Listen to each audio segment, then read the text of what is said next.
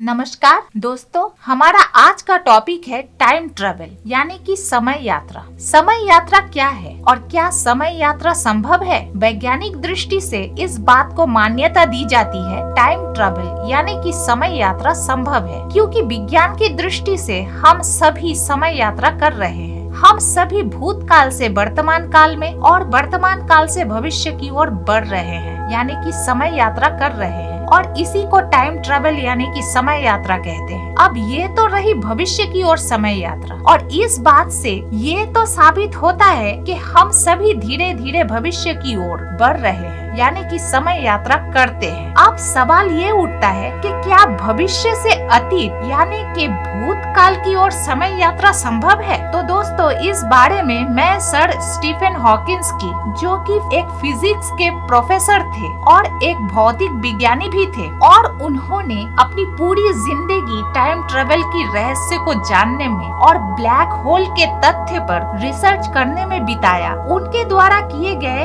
एक एक्सपेरिमेंट के बारे में बताना चाहूंगी। 28 जून 2009 इंग्लैंड के कैम्ब्रिज यूनिवर्सिटी में सर स्टीफन हॉकिंस की ओर से एक पार्टी दी गई थी। उन्होंने एक शानदार पार्टी का अरेंजमेंट किया था, जिसमें शैंपेन्स के बॉटल्स भी रखे गए थे और सामने एक दीवार पे एक बोर्ड टंगी हुई थी जिसमें लिखा था वेलकम टाइम ट्रेवलर्स। ये पार्टी उन लोगों के लिए दी गई थी जो फ्यूचर से अतीत में टाइम ट्रेवल कर सकते हैं। सर स्टीफन हॉकिंस ने ये कहा था, मैं एक पार्टी दे रहा हूँ उन लोगों के लिए जो भविष्य से अतीत में समय यात्रा कर सकते हैं। लेकिन उनका ये एक्सपेरिमेंट विफल रहा, क्योंकि पार्टी में कोई नहीं आया। स्टीफन हॉकिंस ने ये भी कहा कि मैं तो समझ रहा था कि भविष्य की मिस यूनिवर्स मुझसे मिलने आएगी, पर ऐसा नहीं हुआ। स्टीफन हॉकिंस का ये एक्सपेरिमेंट विफल रहा और भविष्य से अतीत में समय यात्रा करने के लिए कोई भी टाइम ट्रेवलर उस पार्टी में नहीं आया। इससे ये तो साबित हुआ कि भविष्य से अतीत में समय यात्रा संभव नहीं है। अब सवाल ये उठता है कि स्टीफन हॉकिंस के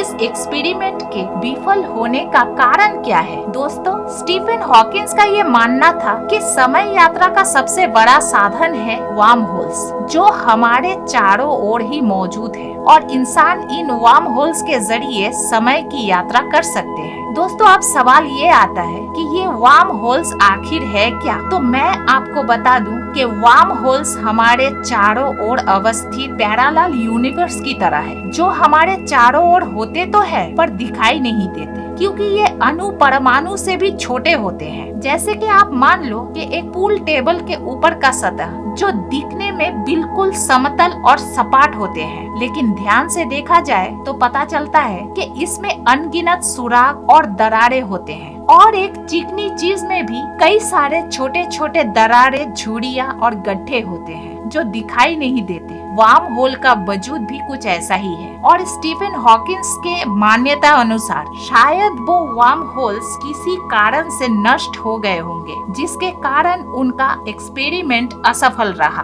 उन्होंने कहा कि अगर आप किसी संगीत समारोह में गए होंगे तो आपने ये जरूर देखा होगा कि बाहर जिस साउंड सिस्टम में म्यूजिक बजता है, उस साउंड सिस्टम की म्यूजिक की आवाज सबसे पहले माइक्रोफोन में जाती है और फिर वो तारों से होके आगे बढ़ती है और एम्पलीफायर से तेज होके स्पीकर के जरिए बाहर आती है। इसे फीडबैक म्यूजिक कहा जाता है। लेकिन स्पीकरों से निकली हुई आवाज माइक्रोफोन में बार बार वापस जाएगी तो उसका एक लूप बन जाएगा और आवाज लगातार तेज हो जाएगा, और उसे नहीं रोका गया तो वो फीडबैक पूरे साउंड सिस्टम को नष्ट कर देगा। मुझे लगता है वार्म होल्स के साथ भी ऐसा ही होता है। स्टीफन हॉकिंस के अनुसार जब कोई साइंटिस्ट वार्म होल्स के जरिए समय की यात्रा करता है तो वो दूसरी ओर अपने आप को देखकर गोली मार देता है और अपने आप की हत्या कर देता है। तब इसे विरोधाभास कहते हैं, और इस तरह बार बार विरोधाभास होने से वार्म होल्स नष्ट हो जाते हैं। और स्टीफन हॉकिंस ने ये भी कहा कि इसमें निराशा होने की कोई बात नहीं है, क्योंकि हमारे पास समय यात्रा का एक दूसरा साधन भी मौजूद है, जिसे ब्लैक होल कहा जाता है। ब्लैक होल समय यात्रा का एक दूसरा साधन है, और उन्होंने ये भी कहा कि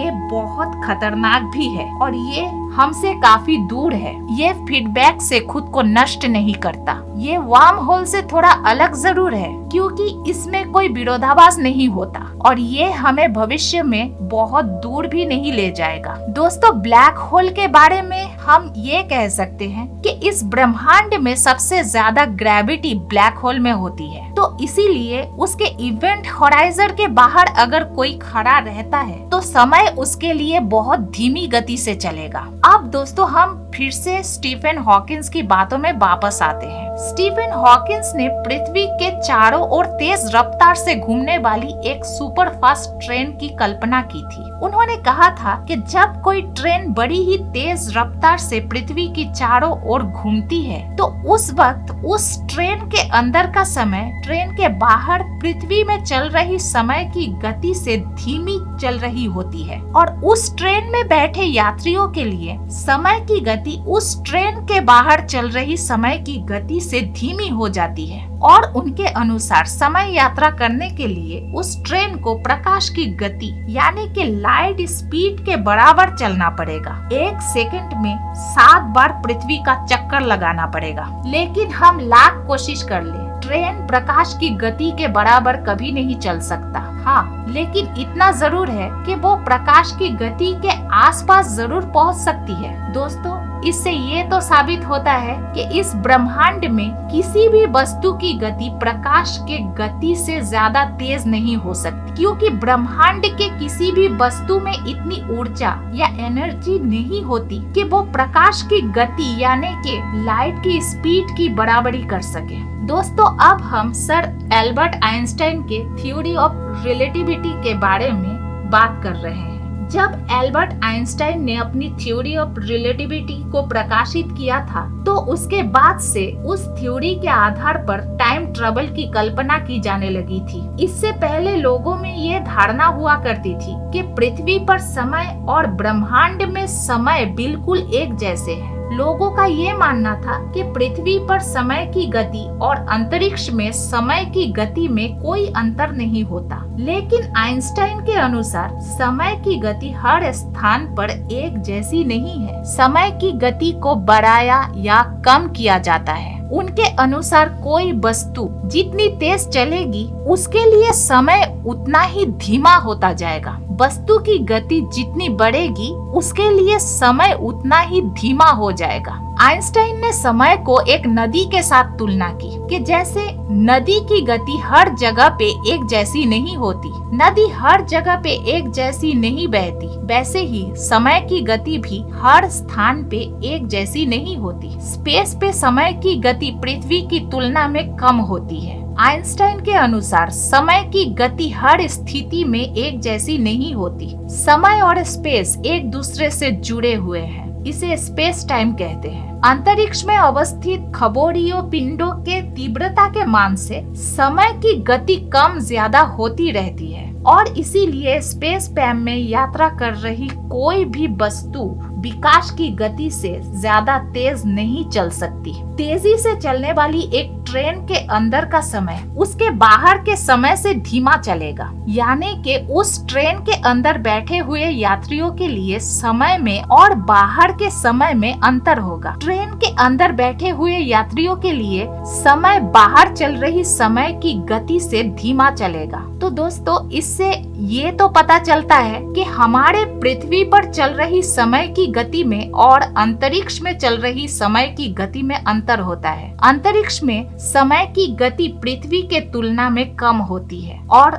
आइंस्टाइन और स्टीफन हॉकिंस दोनों वैज्ञानिकों का यही कहना है कि फ्यूचर में समय यात्रा संभव है, पर फ्यूचर से पास्ट में यानी कि भविष्य से अतीत में समय यात्रा संभव नहीं। दोस्तों, सर आइंस्टाइन की थ्योरी के अनुसार हम स्पेस में जितनी स्पीड से चलेंगे हमारे लिए समय उतना ही धीमी गति से चलेगा। लाइट स्पीड से 99.99% चलने वाली स्पेस क्राफ्ट में मौजूद घड़ी को पृथ्वी की घड़ी से मिलाने से पता चलता है कि फास्ट गति से चलने वाली स्पेस क्राफ्ट की घड़ी बहुत धीमी गति से चल रही है और कोई इंसान अगर लाइट स्पीड से स्पेस क्राफ्ट में 1.5 साल तक भ्रमण करेगा, तो जब वो पृथ्वी पे वापस लौटेगा तो तब पूरे 100 साल बीत चुके होंगे। यानी कि वो जो इंसानों को पृथ्वी पर छोड़ के गया था, वो सब अब इस दुनिया में नहीं होंगे और वो शायद अपनी चौथी या 5वीं पीढ़ी को देखेगा। और ये होता है टाइम डायलेशन के कारण, और ये सच है। दोस्तों, अब हम बात करते हैं उन लोगों के बारे में जिन्होंने ये दावा किया है कि उन्होंने कभी टाइम ट्रेवल किया है। तो दोस्तों, सबसे पहले हम बात करते हैं जॉन टिटोर की। जॉन टिटोर, जिन्होंने 2 नवंबर 2000 को इंटरनेट पे एक मैसेज पोस्ट किया था कि वो फ्यूचर से यानी कि 2036 से आया है। टिटोर का ये दावा था कि वो 1975 में गया था, जहां उन्होंने IBM 51 से एक कंप्यूटर लिया था और फिर साल 2000 में एक बार अपने निजी काम की वजह से रुक गए थे। और फिर उसके बाद जब कुछ लोगों ने इंटरनेट के थ्रू उनसे इस बारे में सवाल करना शुरू किया, तो जॉन टिटोर ने अपनी बात को साबित करने के लिए इंटरनेट पे एक तस्वीर भी दिखाई, जो उनके अनुसार एक टाइम मशीन की तस्वीर थी, जिसे जनरल इलेक्ट्रिक के द्वारा बनाया गया था। टिटोर ने यह भी दावा किया था कि 2004 में अमेरिका में एक सिविल वार छिड़ेगी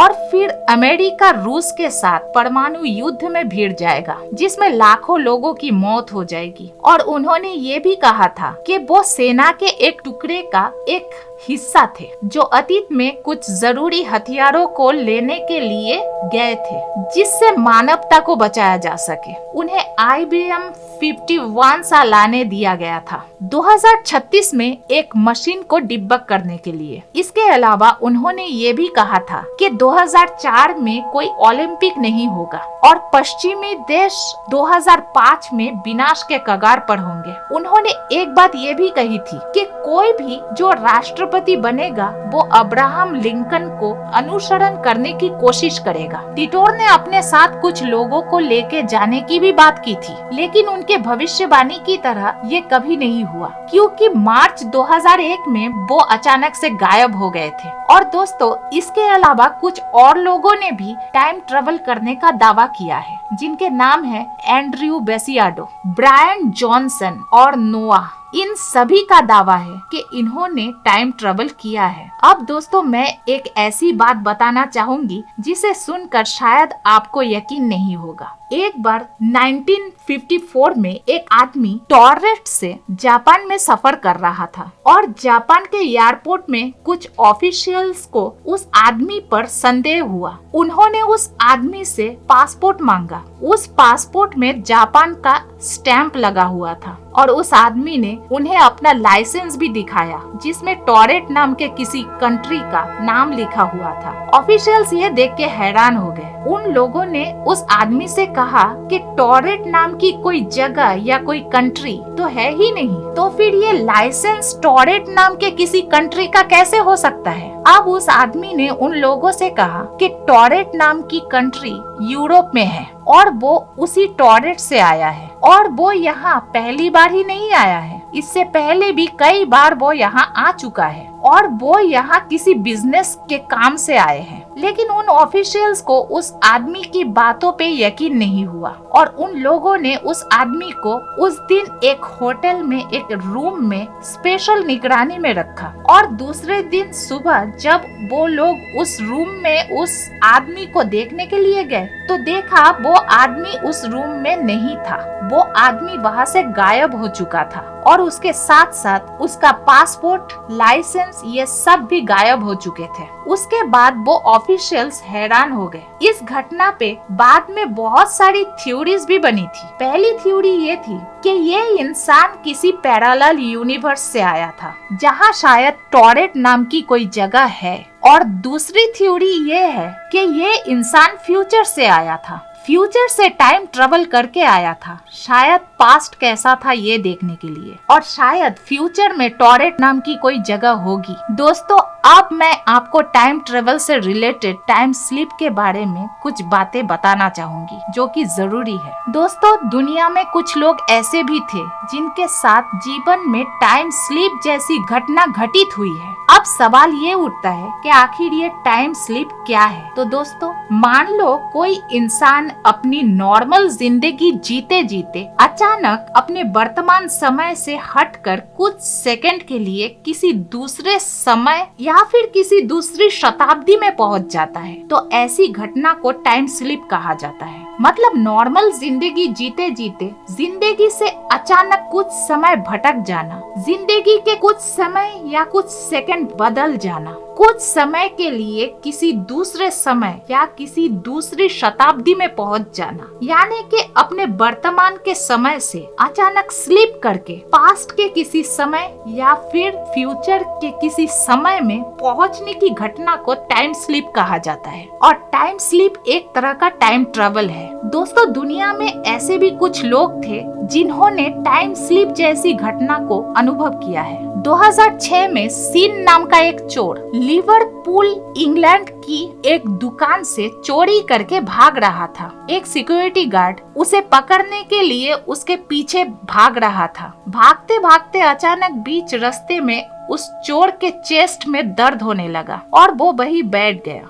फिर उसने देखा कि उसके आसपास अचानक सब कुछ बदल चुका था और वो रोड भी बदल चुका था और वो सिक्योरिटी गार्ड भी वहाँ नहीं था। उस जगह पे आसपास लोग भी पुराने जमाने के कपड़े पहने हुए थे। वो तुरंत दौड़ के पुराने दुकान से एक पेपर लेके देखता है, उसमें डेट लिखा हुआ था 1967 का। और बाद में उस गार्ड से उसे पता चलता है कि वो रोड के बीच से ही अचानक गायब हो गया था। दोस्तों, आखिर में मैं आपको टाइम स्लिप का एक और एग्जाम्पल बताती हूँ। मान लो कि आप एक दिन अपना बाल कटवाने के लिए किसी सैलून में जाते हो। आप वहाँ से अपना बाल कटवा के आते हो और फिर कुछ दिनों बाद फिर से अपना बाल कटवाने के लिए वापस उसी सैलून में जाते हो और वहाँ जाके आप देखते हो कि वो सैलून जहाँ आप बाल कटवा के गए थे, वो सैलून वहाँ है ही नहीं। उस जगह पे कोई दूसरी दुकान मौजूद है। आप हैरान हो जाते हो। आपको समझ में नहीं आता कि आखिर वो सैलून गया कहाँ। आप आसपास के लोगों से पूछते हैं तो आपको पता चलता है कि आप जिस सैलून को ढूंढ रहे हो वो सैलून 10 साल पहले इस जगह पे हुआ करती थी, लेकिन अब वो सैलून यहाँ नहीं है, वो बंद हो चुका है। और आप ये सोचते हो कि ये कैसे हो सकता है, क्योंकि कुछ दिनों पहले ही तो मैं उस सैलून से अपना बाल कटवा के गया था। अगर वो सैलून 10 साल पहले ही बंद हो चुका था तो मैं उस सैलून में कुछ दिनों पहले अपना बाल कटवाने कैसे गया था। दोस्तों, ऐसी घटनाओं को टाइम स्लिप कहा जाता है। मतलब आप किसी कारण से अपनी नॉर्मल जिंदगी से अचानक कुछ समय के लिए अपने वर्तमान से स्लिप करके पास्ट में 10 साल पहले के उस सैलून में चले गए थे। आपने वहाँ से बाल कटवाए और फिर दोबारा जब वापस उस सैलून में आप गए तो वो सैलून वहाँ नहीं था। अगर आपको ये वीडियो पसंद आया तो इसे लाइक करें, शेयर करें और चैनल को सब्सक्राइब जरूर करें।